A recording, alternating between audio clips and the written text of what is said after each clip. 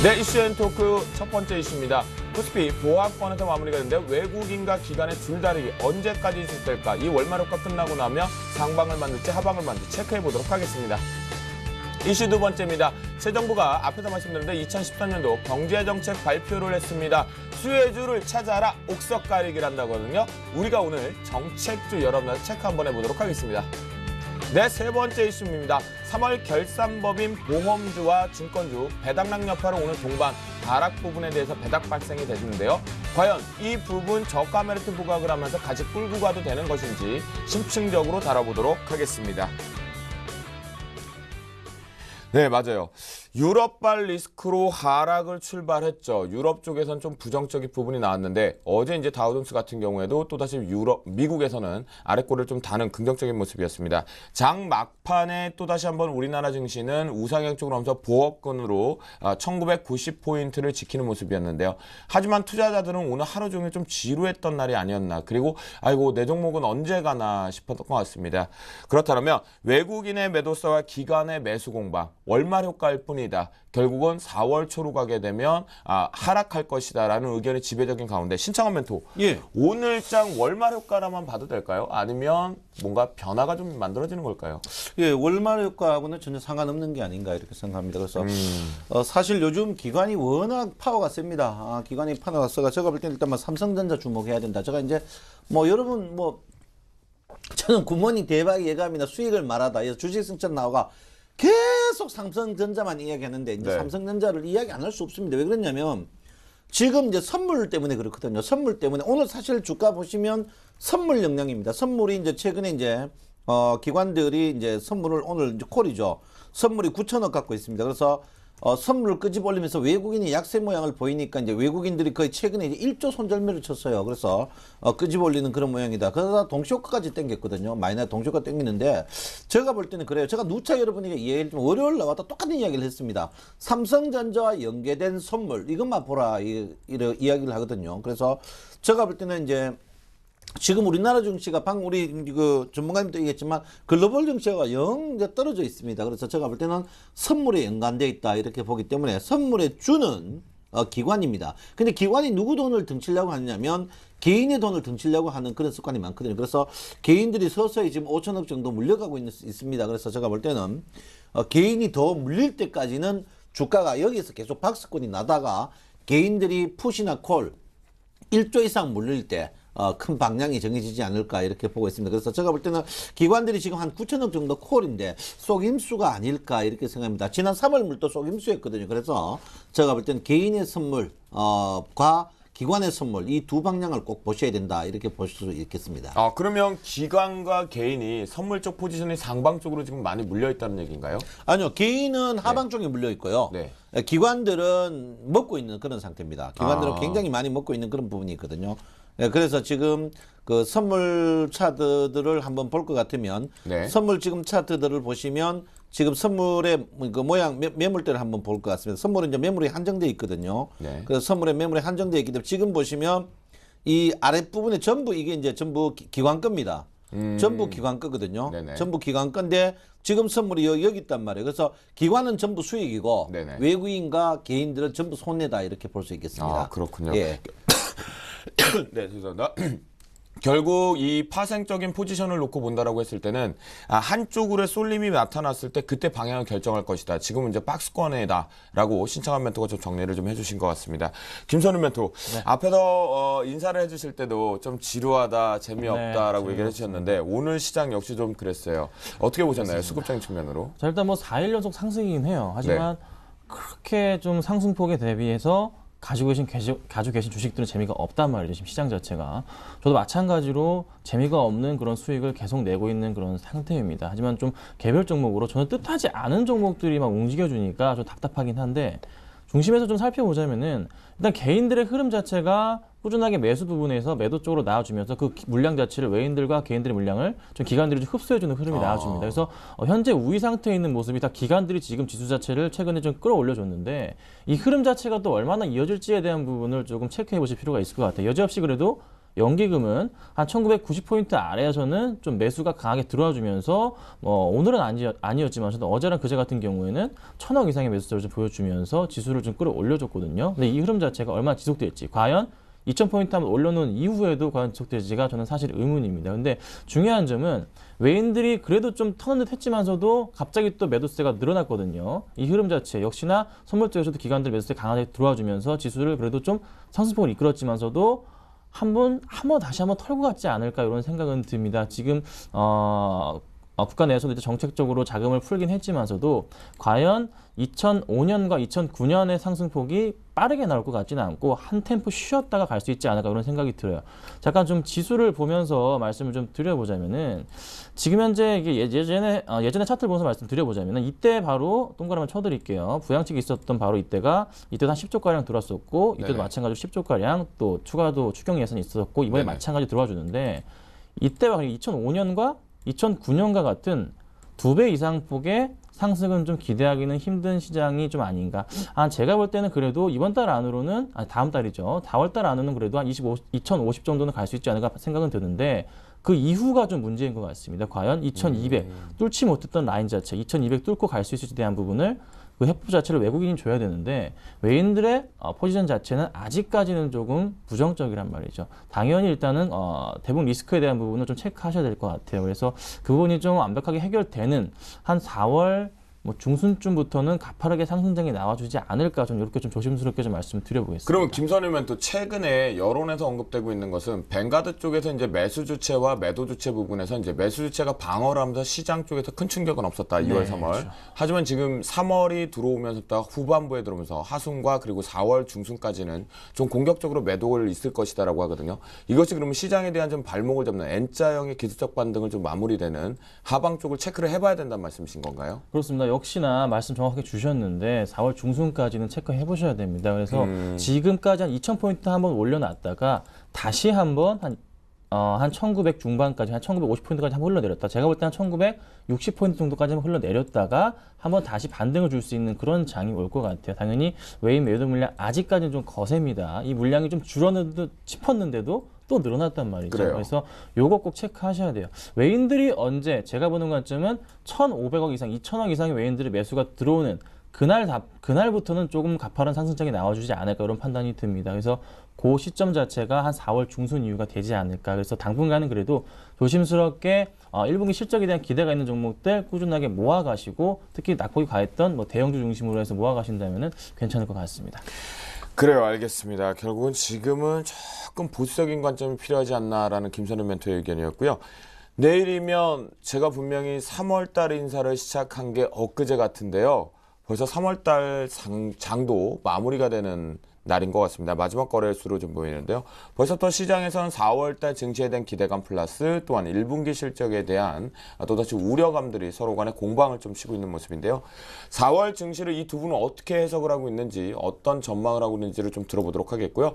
제가 제일 궁금한 건 과연 왕의 기한이라고 얘기할 수 있는 외국인들의 수급이 들어올 수 있는 신청하면 또 4월달 우리나라 좀 좋을까요? 우리 투자해서 매매 성공할까요? 예, 저는 조금 비관적으로 보고 있습니다. 비관적이요? 조금 네. 비관적으로 보는데 지금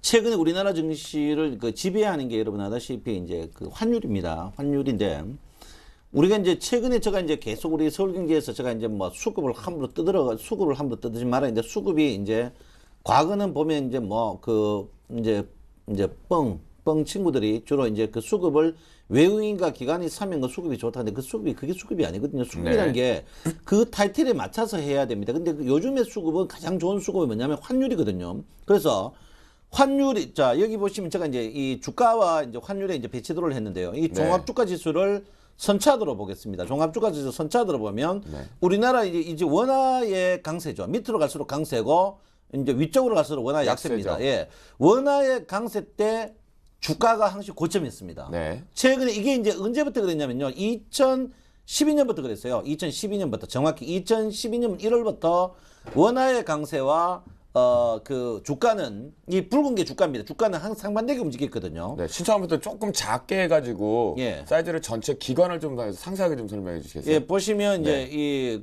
한번 보시면 네네. 최근에 이제 요거 한번 보겠습니다. 보시면 네네.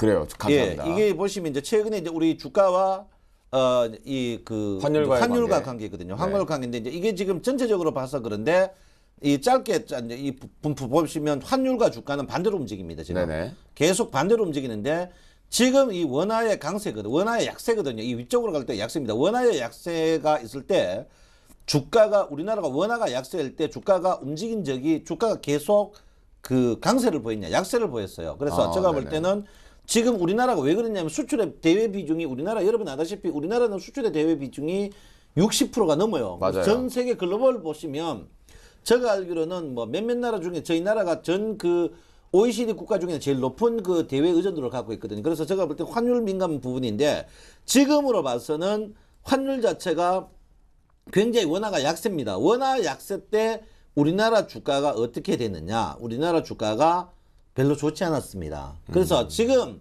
정부가 개입도 하지도 못하면서 이제 주춤주춤하고 있거든요. 그래서 제가 볼 때 원화가 강세가 돼야 주가가 굉장히 높이 뜹니다. 근데 지금 원화가 어느 정도 굉장히 높단 말이에요. 지금 1,100원대인데 주가가 높은 것은 제가 볼 때 이 글로벌 증시의 영향이다. 그 글로벌 증시가 신고가를 계속 갱신했는데 우리가 신고가 갱신 못하는 이유는 그 자리도 버티고 있다. 버티고 있다 이렇게 보시고요. 그 달러의 강세 이 부분은 우리 저때 굉장히 해를 끼칠 것이다 이렇게 봅니다. 그래서 제가 볼 때는 4월에도 달러화가 계속 1,100원대에 있을 것 같아요. 1,100원대 있으면은 제가 볼 때는 우리나라 주가는 제가 볼 때 계속 많이 가봐야 2020 이런 식으로 계속 그 오락가락 하지 않을까 이렇게 저는 생각을 하고 있습니다. 아, 그래요? 김선윤 멘토. 4월 달에 또다시 한번 시장에는 여러 가지 이슈를 좀 기다리고 있을 거란 말이죠. 네. 이슈를 보고 그러면 지금 신창환 멘토의 의견 중에 원화 약세 부분 때문에는 지금 수출주가 상승 모멘텀을 가져 지수 방어를 그나마 했어요. 지금까지는.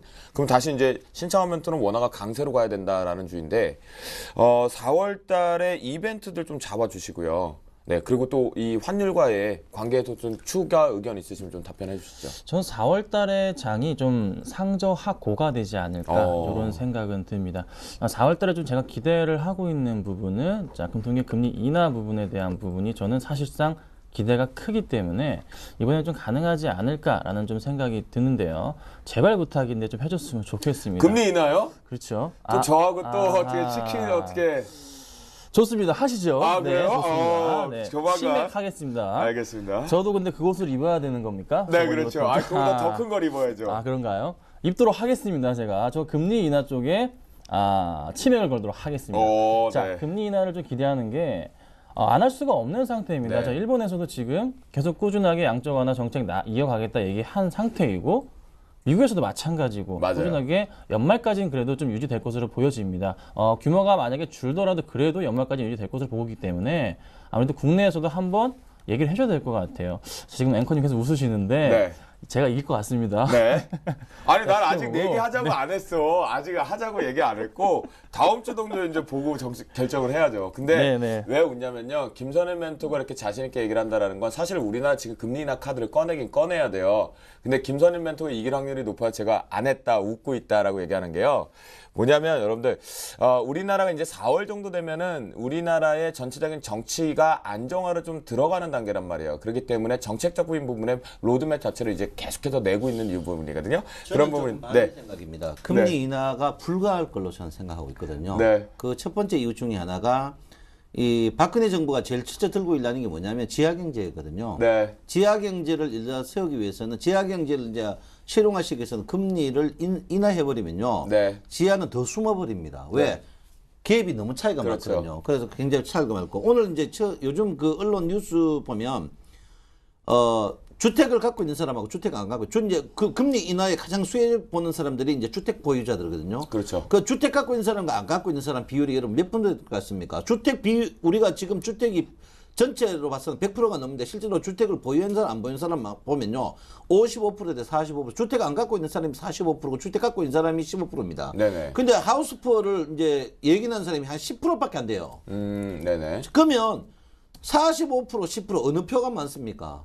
45%가 많거든요. 그저는 그 금리를 인상을 안 할, 저는 지금 금리를 낮출 수는 없다고 저는 다음 보거든요. 주에 이 두 분 네. 모시고 MC까지 해가지고 이거 다시 치맥 내기 저희가 한번 해봐야겠습니다. 예, 근데요. 궁금하면 5만 원 걸어야 됩니다. 아이, 잠깐만요. 월요일 날도 지금 내기를 하셨는데 일단 그거는 화요일 날 결과 보고 월요일 날 결과 하고요. 예. 나무는 멘토고 자 우리가 지금 김선희 멘토 얘기를 조금 더 들어보도록 하겠습니다. 금리 인하 가능성에 대한 근거를 좀 대어 주셨고 그다음에 하지만 또 대북 리스크가 좀 있죠. 깁스를 올려. 그렇습니다. 그 부분 좀 짚어주시죠. 그리고 대북 리스크 때문에 아까도 말씀드렸어요. 처음에 이제 외인들의 매수가 쉽지 않은 상황이라는 네. 걸 좀 말씀을 드렸거든요.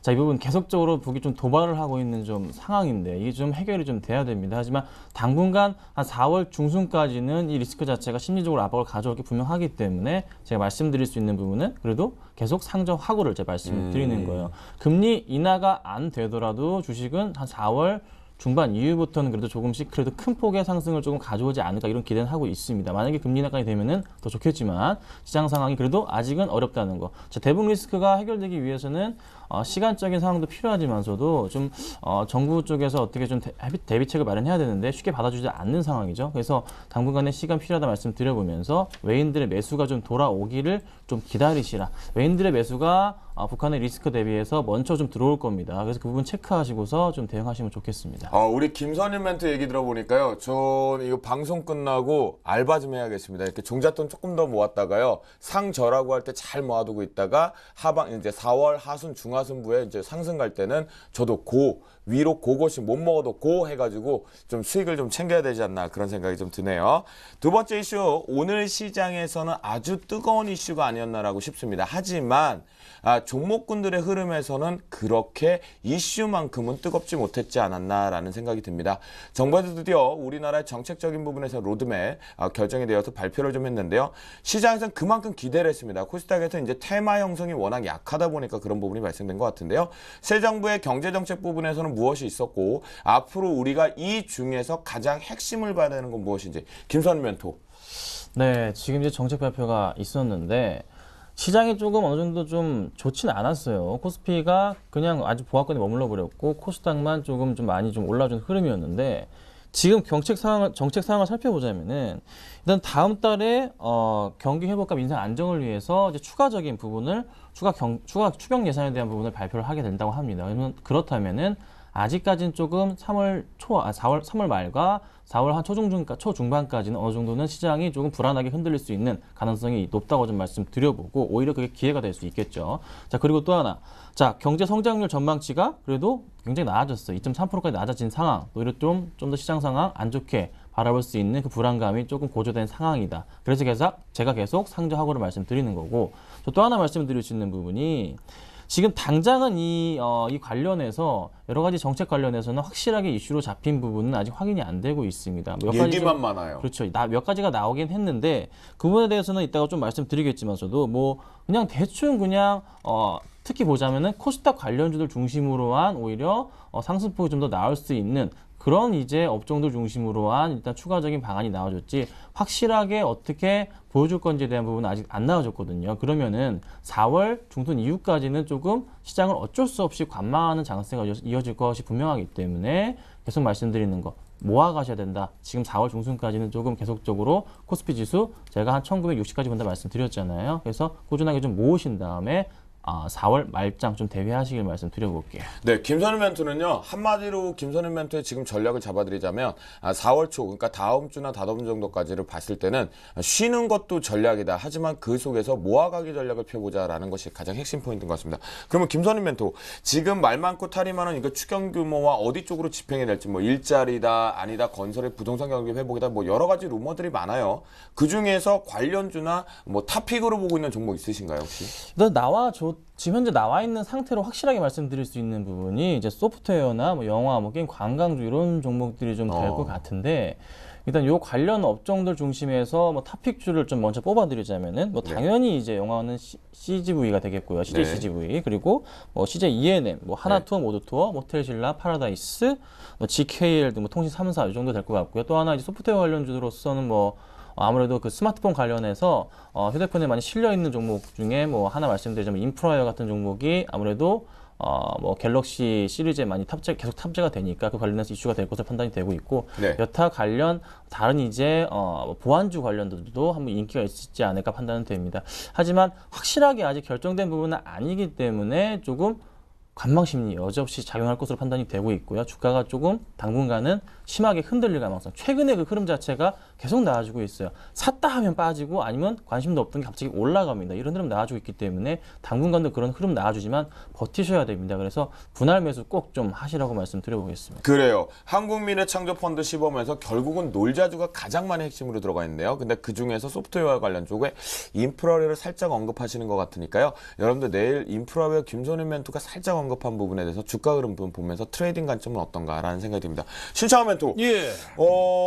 뭐 정부 쪽에 정치 쪽으로 좀 부정적인 생각을 좀 많이 갖고 계시지만 워낙 예. 잘 안 하기 때문에 그런 거죠. 잘했으면 안 그럴 텐데 네. 그래도 이제 정책 관련주들이 움직일 거란 말이에요. 지금 원만큼 얘기되고 있는데 어떻게 보십니까? 예, 일단 뭐 그 지금 가장 화두는 그렇습니다. 화두는 이제 박근혜 정부나 이제 이명박 정부나 그 앞 정부나 똑같았죠. 첫 번째가 네. 이제 실업률입니다. 실업률을 얼만큼 해소할 거냐 이제 보는 거죠. 실업률이 문제고 두 번째가 이제 여러분 아다시피 이제 중소기업입니다. 중소기업 문제가 이제 계속 부분이 되고 있습니다. 실업률은 이제 여러분 아다시피 우리나라가 이제 어느 나라보다 수출 비중이 높고 두 번째가 이제 건설 비중이 높습니다. 이제 건설 비중이 높은데 제가 누차 이야기했죠. 뭐 4대강 그 앞에 댐이라든지 쭉 보시면 왜 그럴 수밖에 없니까 우리나라 모든 국민 총생산 비중이 이제 다른 나라에 비해서 배나 아니면 3배 정도 됩니다. 건설 비중이. 그래서 건설 비중이 이제 계속 이제 지금 사람들이 돈 주는 거는 가난은 이제 나라도 못 말린다는 식으로 그러니까 복지 주는 건 한계가 있거든요. 그래서 어쨌든 실업자를 면해줘야 되는 그런 부분인데 실업자를 면하기 위해서는 크게 두 가지 이제 포인트죠. 첫 번째가 이제 건설 부분. 하나 부분이 이제 강소기업이죠. 강소기업, 이제 중소기업인데 이제 장비 부품 업체입니다. 근데 사실 장비 부품 업체들이 엄청나게 망했죠. 대표적으로 이제 부산의 대표적인 옛날 잘 나가던 뭐 평산이라든 이런 회사들이 망해버렸거든요. 그 이제 조선 부품이나 자동차 부품 이런 업체들 이제 정부가 칼을 빼어들었죠. 뭐를 빼어들었습니까? 이제 후려치기 못하게 하겠다 이렇게 했는데 제가 볼 때는 그래요. 정부는 어쩔 수 없이 SOC 투자를 할 수밖에 없습니다. 왜? 안 돌아가요. 우리나라는 건설이 안 돌아가면 안 돌아갑니다. 뭐 솔직히 뭐 이런 분 있습니다. 멀쩡한 길 뭐 파도배가 또 포장한다. 안 할 수가 없어요. 경희 누나 지나가면 아무도 배 탄 사람 뭐 유람하고 뭐 다 공예도 안 할 수밖에 없어. 할 수밖에 없는 그런 문제거든요. 그래서 제가 볼 때는 건설주는 계속 좀 움직이지 않을까 저는 이렇게 생각하고 있습니다. 그래서 건설주를 보시고 두 번째가 이제 강소기업인데 1차 강소기업입니다. 저는 IT 강소기업보다는요. 장비 부품 강소기업들 그러니까 중소업체들 있죠. 그런 조선이나 자동차 장비 부품 업체 이런 부분에서는 왜 그러냐면 그런 업체들일수록 뭡니까 실업자의 이제 실업률에 이제 굉장히 기여하는 그런 부분이 있습니다. 그래서 제가 볼 때는 네네. 그런 부분은 계속 관심을 좀 두셔야 되는데 거기에 근본 되는 게 뭐냐면 건설주는 뭐 베스트 5입니다. 자, 강소기업은 제일 좋은 게 첫 번째 뭡니까? 제일 첫 번째 대주주의 뭐 사돈의 팔촌점 엮인 부분. 두 번째는 뭡니까? 굉장히 독점업체. 세 번째가 뭐냐면 제가 볼 때는 자산이 많은 회사, 흔들리지 않는 회사. 이런 그 회사들은요. 제가 볼 때 자산의 한 10%나 20% 사가 이제 중기 투자하면 충분한 수익을 낼 수 있다. 저는 그렇게 생각하고 있습니다. 네, 알겠습니다. 우리 신창원 멘토가 이제는 애드립과 스킬 가지고 멘트도 이제 유행어를 만드시더니 손으로까지 이제 만드시네. 아, 정말 멋쟁이입니다. 멋쟁이. 나오시거나 하면은 여러 가지를 만드시는 것 같습니다. 오늘 마지막 이슈 한번 체크를 해봐야 될 것 같아요. 그 전에 신창원 멘토가요, 이 부분을 얘기해 줬어요. 건설과 자동차 부품 또는 기계 부품 쪽 보자라고 해주셨고요. 세 번째 이슈 저는 보겠습니다. 자막이 쫙 나갔죠? 이게 생방송의 묘미입니다. 3월 결산법인 보험주가 오늘 배당락 부분에 보험주와 금융주, 특히나 본주들보다는 우선주의 배당락 부분의 규모가 좀 커졌어요. 여러분들 당연히 배당을 노리고 어제까지 매수를 하신 분들이 특히나 우선주가 많으실 텐데 그만큼 오늘 떨어진 갭 대비해서 배당을 좀 더 많이 받은 것들이 있었는지 그런 거 체크해보고 과연 이 부분 보험과 증권 같은 3월 결산법인데 앞으로 향후에 시장의 주도로 올 수 있는 건지 오늘 배당락에 대한 가격 매력으로 갖고 다시 돌격 앞으로 매수를 잡아야 되는지 김선일 멘토. 자, 배당락 예전에 일단 항상 연말만 되면 배당이 많이 많은데 역시나 이번엔 마찬가지입니다. 저는 크게 일단 뭐 중요하지 않다고 판단이 됩니다. 저는 솔직히 좀 배당에 대한 관련된 종목을 좋아하지는 않는데 네. 그 영향으로 인해 주가가 많이 빠지기 때문이죠. 자, 오늘도 관련주들 대부분 좀 하락폭을 좀 많이 키워줬고요. 종목을 살펴보자면 뭐 하나생명 같은 경우가 2%, 동양생명도 2.7% 이상 빠져는 흐름이었고, 뭐 LIG 손해보험 같은 경우도 2% 이상, 대부분의 종목들이 1에서 2%씩 조금 많이 흔들리는 모습을 좀 보여줬습니다.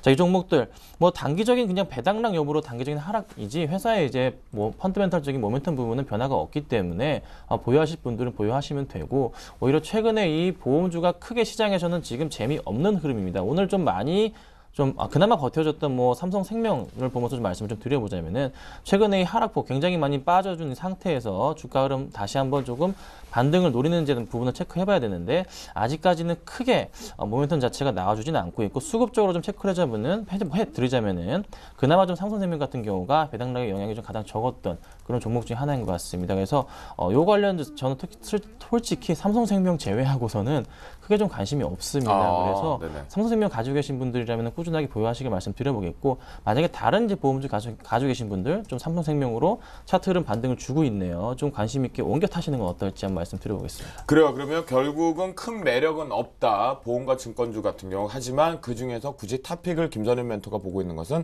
삼성생명이다라는 의견까지 주셨는데요. 신창원 멘토. 예. 답변 어떻게 해줄지 알 것 같은데. 예. 금융 섹터 별로 의미 없다라고 해주셨는데 예. 그래도 오늘 이제 뭐 그래도 보험과 증권 쪽에 이제 배당락까지 나왔어요. 예. 어떻게 봐야 될까요? 제가 이제 보험 그 설계사님들 이 방송 보면 저때 돌 무지하게 던지고, 제가 설계사님들이 뭐 100만 명 가까이 되는 걸로 아는데 아마 어마어마합니다. 돌을 많이 돌을 많이 던질 건데, 그 보험 회사들이 앞으로 곧 여러 개 망할 겁니다. 네. 첫 번째 망한 이유가 보험이 과거에 이제 고금리 상품들이 이제 망할 것 같고요. 여러분 그 미국이 FTA 할 때 이제 금융 부분에서 제일 먼저 했던 게 한국 공공기관 그 우체국 보험을 직판을 못하게 했거든요. 네. 왜 그러냐면, 제가 죄송하지만 보험에 제가 조금 전문가입니다. 제가 자격증도 다 있고요. 네. 보험은 계리율이라고 하거든요. 내가 100원을 냈을 때 타먹을 수 있는 게 얼마 타먹을 수 있나 이런데, 여러분 죄송하지만요, 친척이나 일가 친척 보험 아줌마들이 권하는 보험을 절대 들면 안 됩니다. 그 보험들이요, 계리율 계산해 보면 계리율이 50% 이하예요. 내가 100원을 내면 타먹을 확률이 50원이 안 돼요. 그러니까 아예 돈 몇 푼 줘버리고 보험 가입하지 마세요. 아줌마들 권하는 보험 전부 사기보험입니다. 사기보험. 그래서 보험이요, 공공기관 농협이나 우체국 그 신협 이런 데 가시면 돈이 거의 여러분 거의 3분의 2 가격 같은 보험을 들 수가 있어요. 들 수가 있습니다. 그래서 저는 보험회사가 지금 배당하면 안 됩니다. 왜 안 됐냐면 이 금리 때문에요. 과거에 고정금리로 이 보험 상품이 무지하게 많습니다. 보험회사들이 눈 감고 양식을 하는데 앞으로 장기 이게 되면요, 대표적인 게 뭡니까? 보험회사가 국민적 사기, 백세보험 국민적 사기를 쳤죠. 국민적 사기를 쳤는데, 제가 볼 때는요, 이 보험회사 절대 안 돼. 그리고 또 삼성생명 물론 줘서 삼성생명도 상장 자체가 네. 삼성그룹 치고 가장 저질스러운 상장을 했습니다. 그 상장날 그 이후에 본전 간 적이 잘 없어요. 그래서 보험회사는 은간하면 만지지 마십시오. 그리고 완전 아우성 칠 때 그럴 때 해야 되고, 그리고 보험회사는 앞으로 보험회사 자체가 대주주 돈 먹는 걸라고 배당하는데, 배당하면 절대 안 됩니다. 배당을 왜 해요? 계약자들 절대 배당 줘야 되지. 배당 절대 주면 안 된다. 그리고 앞으로 고정금리 때문에 코피 터질 겁니다. 보험회사 절대, 여러분 보험 장기적으로 빚은 없으니까 절대 하지 마. 특히 아줌마들 권하는 보험, 그 보험은요 수당이 높으니까 절대 보험 가입하지 마십시오. 네, 알겠습니다. 근데 저는 여기 신창한 멘토의 의견 중에 하나는 같이 정리를 하면서 했으면 좋겠어요. 우리 그 보험을 계약한 피보험자분들이라고 하죠. 예. 그분들한테 배당을 해줬으면 참 진짜 좋겠네요. 그러니까 이게 대주주 먹으려고 하는 거 아닙니까? 네, 이게. 그러니까요. 그거는 좀 여러분들이 좀 참고를 해주시면 좋지 않나 그런 생각이 듭니다.